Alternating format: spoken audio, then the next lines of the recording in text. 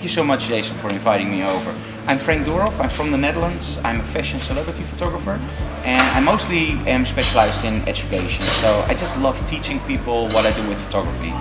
Now, at one point, of course, you can shoot images for a client, and we still do that, but it's so much more fun to just educate people and most of all inspire people so that people can progress in what they do as a photographer.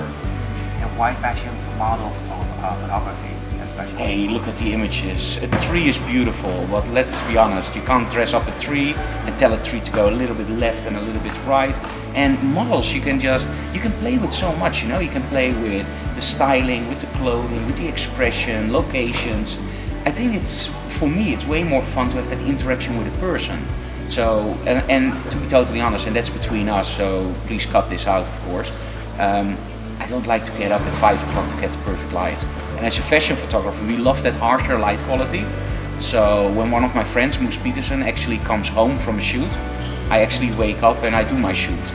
And then at night I can have dinner and he has to go out for the golden light. So it's just perfect to be a fashion photographer. You can sleep in, do your photo shoot in the harsh light, and then at night have fun. I'm just kidding, of course, because most of the time it's you do retouching, we do social media, we do the instructional videos. So it's a very, very long day that we work. But the truth is, the interaction with the models, the interaction with the character, getting that character on, I wanted to say on film, because I still love analog film, but of course on the digital sensor. That's the most challenging part for me, that interaction, and not just having a tree over there that just stands. For me, it's still a challenge, but I'm then more reluctant to go to the tree and go like, okay, give me a little bit more of a, and then I realize, oh no, that's weird. I think it started all when I was really young, so I was brought up in a family of photographers. My parents loved to shoot, my grandparents loved to shoot, but at that time I was more into animals, so birds, monkeys, sports, live concerts I really liked.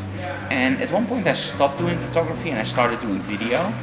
Now I have to be honest, video was just like going to the zoo, going to family outings, that kind of stuff. And I think in 2001 we were actually in America, so 9/11 was my first visit to America. And at that point you see the world change. And I only had a video camera with me, and because there was so much stress and it was such an experience that literally still has an impact on us, that at that point you wanted to hide behind something and create an image that tells a story. And with video I found out that although you have that 25 frames or 30 frames or 24, whatever you shoot, per second, you still have more trouble finding that story than with one shot. So one shot is literally 1,000 words or 1,000 frames. So when I got home, I already had a digital camera and I didn't use it a lot, and I started doing more and more photography. And at one point we went into the more DSLR cameras like the Canon 10D, and later of course switched to Sony. And at one point it just clicked. I just loved working with all that storytelling.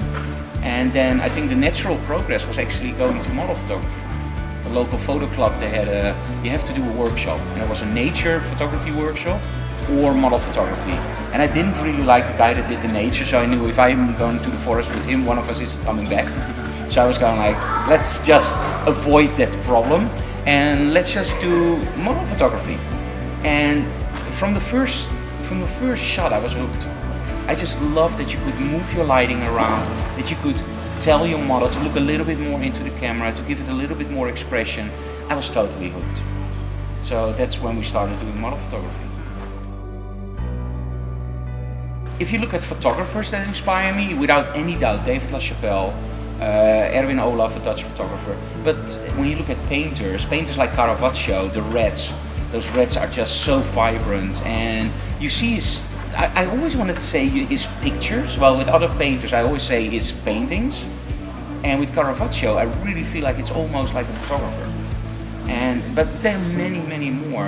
When you look at movies, I'm a big movie lover, so I love movies. I love the whole drama, of course, in a movie. I remember Batman, right? Batman. Oh, comics, without any doubt. You have the comics. You have just an example. If you talk about Batman, the whole way. Now imagine Batman in the California sun. Does that make any sense? One, the suit will be way too hot, so there will be Bruce Wayne. And when you see Batman, it's dark, it's moody, It's a little bit drizzling, it's a little bit rainy. He looks down, he has this really deep voice like, I'm Batman, you know, and that kind of stuff. So it's all that pure emotion that you get in. And then when you're able to do that in a comic book and have all that lighting correct, that's a challenge for me as a photographer. I'm not really the kind of photographer that will shoot a beautiful girl with a big softbox camera, wide backdrop and go like, look at the beautiful girl. I'm the kind of photographer where people look at an image and go like, oh my, look at the mood that's in that image. And I think that's indeed why I long very much towards the movies that are actually a little bit more darker, film noir, and the older horror movies. I just love shadows. So yeah. Yeah, I always flatten my layers, that's without any doubt, yeah. Yeah, so Before we tell I say an interesting story with just one still image. There's more layers, more in-depth than just what it appears to be. I think this is also why I ended up at one point at BenQ. I feel that when you do those, what you say layers, I was just joking around with you that I flatten my layers before I save, but when you look at the layers in my images, when you normally look at the normal, let's say glamour image, the layer is actually the model and you have this white backdrop and this beautiful soft light. Now when you look at my images, I think most of the information is actually below a certain threshold in the blacks. Now if I would crush all my blacks, my images wouldn't have that impact. It's just like the people look at those images and they really look at the shadow areas and go like, oh, look at the definition. And I used several monitors before, and of course they're great brands. But when I work on my laptop, I hardly ever retouch my images that I actually shoot from models. Of course, my street and travel photography, I can edit on a laptop. But as soon as I shoot a model, even when I did the pre-con, those images will be edited very quickly on the laptop. And then as soon as I'm home, I have two setups. One in the studio, where I have 3 monitors, and one at home, where I actually have my laptop straight into a BenQ monitor. And that's where I judge my images. And I'm just a sucker for that low blacks. And I found out that a lot of monitors really struggle with, let's say, information below a certain threshold. In the middle, without any doubt, almost all monitors are okay, especially if you go to the more expensive monitors. That middle part, all monitors are, I won't say equal, but all monitors are great. Now if you go to that higher part, a lot of monitors will actually start to show that they crush their whites, that the whites aren't, let's say if you have a grayscale, it's perfect in the middle, and then when you go more to the high end, it will deviate, for example, a little bit more green, a little bit more red, and it's very hard to compensate. Now if you go to the black, something else happens with a lot of monitors. It's an organic panel often, and what you see is that you will get degradation in your blacks. So you will get different colors in the blacks, you will get not so nice definition or a little bit noise or bending or block forming or whatever. And I found that on the BenQ monitors that although it's still, I want to go to a future where you have a 16 bits monitor, where you have the full spectrum, but still when I look at the monitors from BenQ, I see that little bit more detail that I need to make a proper adjustment. And I sometimes compare it with, I use a Wacom Cintiq, and I'm totally hooked on that. Somebody, I think it was Bert Monroy, actually told me like, working on a Cintiq is like on crack. You're hooked from the moment you use it. But when I edit on that Cintiq, I don't see my shadows. So I always have the BenQ monitor on top, and I actually mirror my image on the BenQ monitor and on the Cintiq. So I retouch on it, it looks really weird. I retouch on the Cintiq, and then as soon as I do something with curves or levels or tinting, you see my eyes going up to the BenQ, and then I use it like a normal drawing tablet. And I once actually pointed it out to a student of mine. He said, why do you do that? And I said, okay, watch this. Do you see the stand on the BenQ monitor? Like in the deep shadows. Do you see my studio stand? He said, yeah, sure. I said, okay, now look on the other 2 monitors, because the other 2 monitors, one is just for email, so that's a really bad monitor. And the Cintiq is of course a great monitor. But on the Cintiq, only because we saw the stand on the BenQ, you could barely see it on the Cintiq. And on the other monitor, it was just one big black hole. And I said, now if I don't have a monitor that shows me those final 2 or 3% in the blacks, and I would send this image to a client, and the client would have a monitor that's calibrated wrong, so the blacks are a little bit too high, he would go like, hey Frank, you know there's a light stand there? So that BenQ makes it possible for me to see every single detail in those shadows. And because shadows are such a big part of my work, that's just why I love those monitors.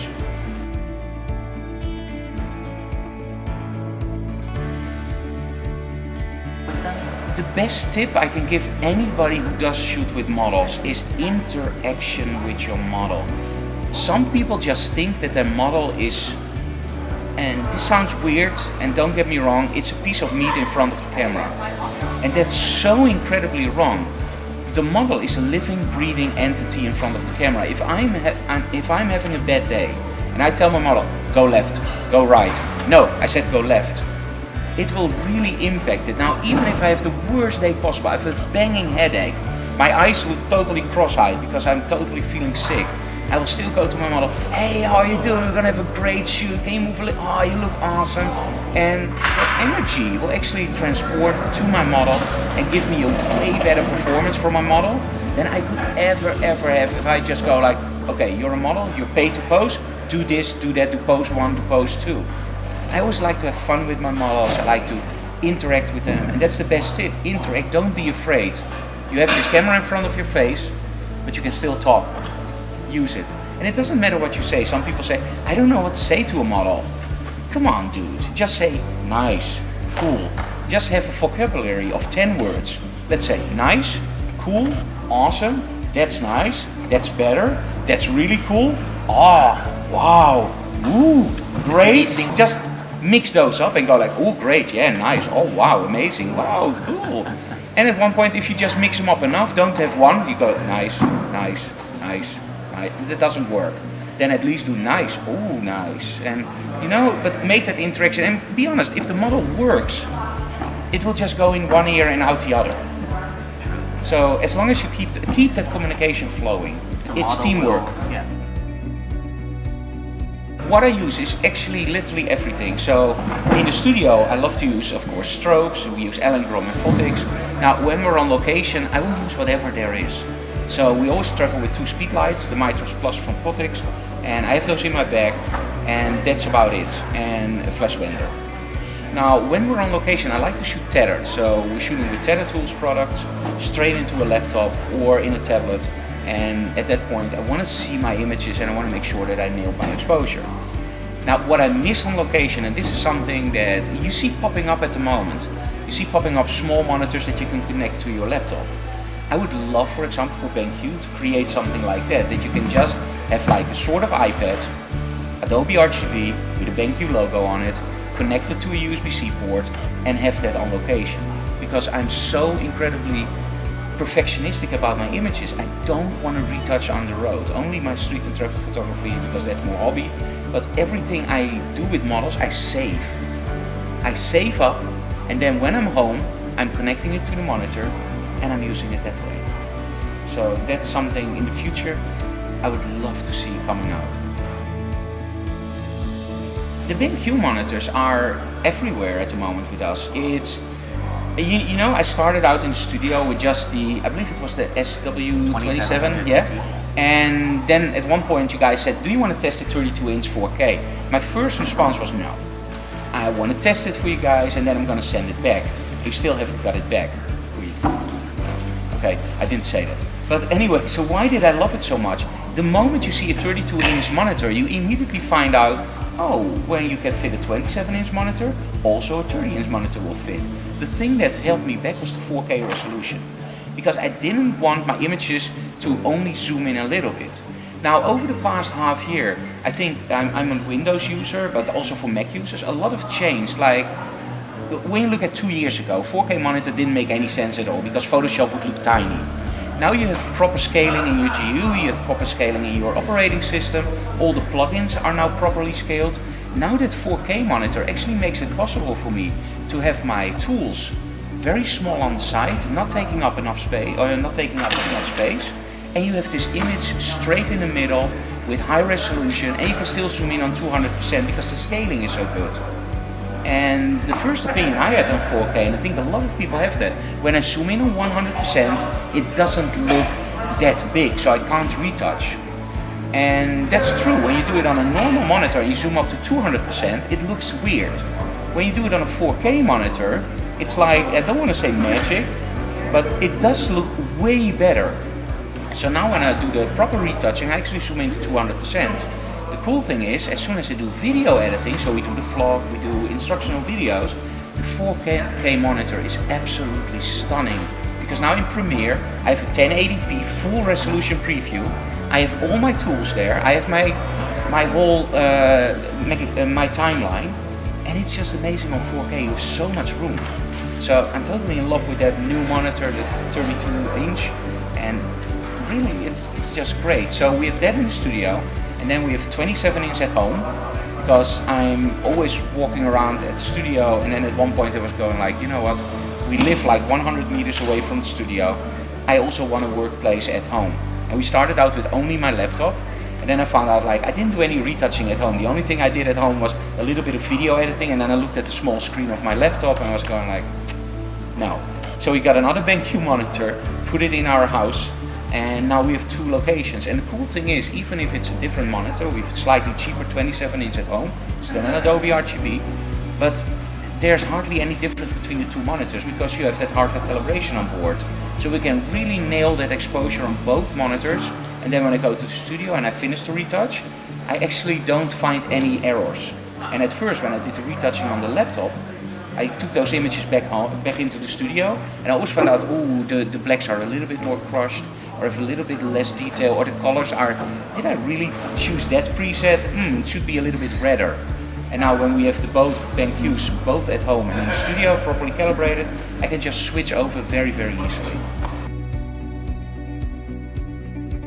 I think what's incredibly important in a monitor is something that a lot of people don't even realize exists, or doesn't even know that it's possible. That's hardware calibration. Now, a lot of the older monitors, and of course laptops, and this is how it worked in the past. You have this analyzer, there's software that knows how red, green and blue is supposed to look, and the analyzer just meters that red, green and blue. It will make a profile, it's called an ICC profiling, it's imported, let's say, into the video card, and you have a proper, as far as the monitor can go, representation of the real reds, green and blues. When you do that inside the monitor, you don't have to push those pixels in the video card. So that means that you have way better graduations, it's smoother, so your transitions between, for example, a blue sky will be way smoother on a hardware calibrated monitor. Plus, of course, when you have it in the monitor, it's priority. I believe the term is priority. So, no? Prioritizes. Yes. So the monitor knows exactly how it's supposed to be. When you use X-Rite software and a BenQ monitor, although both are the best brands in my opinion, it's still a BenQ monitor with X-Rite software, and it's not it's still X-Rite with BenQ. Now, if you do it inside the monitor, it's literally the software that's supposed to work for that monitor. So if that monitor has like a little bit of a problem, because the software is written by the engineers from BenQ, they know exactly that problem and they know how to tackle it. So that's a way better combination. The other thing that I like to find in a monitor is I don't like glossy screens. This is one of the things why I never was a big fan of the iMacs. When I'm in front of an iMac, I can comb my hair, and I don't want that. I want a monitor that I like glossy, but I like it more matte. And the other thing, Adobe RGB. Make sure that when you buy a monitor, it's an Adobe RGB monitor, because the color space is bigger, and you don't want crushed colors. So that's what I would look for. And of course, you guys deliver it with a hood, which is absolutely amazing. You don't have to pay extra money for it. And the final thing, and this is something that I won't mention any brands, but there are brands that actually have a calibrator inside. Now, I'm an ISF trained engineer. That means that I know everything, supposed to know everything about hardware calibration and software calibration. Having a calibrator inside a monitor isn't a good idea. It's a 3-stimulus meter, it's gels. Those gels deteriorate over time. Normally, an analyzer is accurate for about, let's say if you use glass filters, maybe 3, 4, 5 years, and then you have to replace your analyzer. With the BenQ monitor, because you don't have the analyzer inside the monitor, you have an external analyzer. That means that you can choose your analyzer. You can use a spectrometer if you have a little bit more budget, or you can use a 3-stimulus meter. But you can also say, okay, I don't trust the analyzer anymore, just get a new one. And your monitor, instead of having a lifespan of 5 years, because after that you have to switch over to software calibration, you can now actually say, okay, just switch over the analyzer. And now my monitor can live on for a longer life. Those are important to know. So, well, thank you for your time, Frank. You're more than welcome.